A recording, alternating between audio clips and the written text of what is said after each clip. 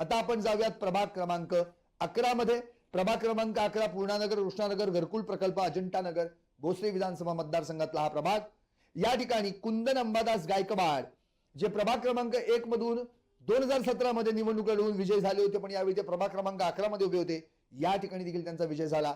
त्यांनी 16,913 इतकी मतं मिळवली। त्यांनी मारुती जाधव, राष्ट्रवादी काँग्रेसचे उमेदवार, यांचा पराभव केला। मारुती जाधव यांना 13,026 इतकी मतं मिळाली। ही होती अ ची निकालाची माहिती। आता आपण ब इथला निकाल पाहणार आहोत। 11 ब मध्ये रीटा सानप भाजपच्या, त्यांनी 16,326 मतं मिळवत मयुरी साने यांचा पराभव केला। मयुरी साने यांना 11,615 इतकी मतं मिळाली। त्या राष्ट्रवादी काँग्रेसकडून निवडणूक रिंगणात उभ्या होत्या।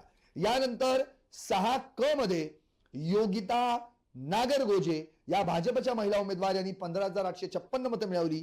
त्यांनी सत्यभामा नेबाळे राष्ट्रवादी काँग्रेसच्या या ठिकाणी उमेदवार निवडणूक रिंगणात उभ्या होत्या, त्यांचा पराभव केला। 12,974 मतं सत्यभामा नेबाळे यांना मिळाली, पण योगिता नागरगोजे यांनी 15,856 मतं मिळवत त्यांचा पराभव केला।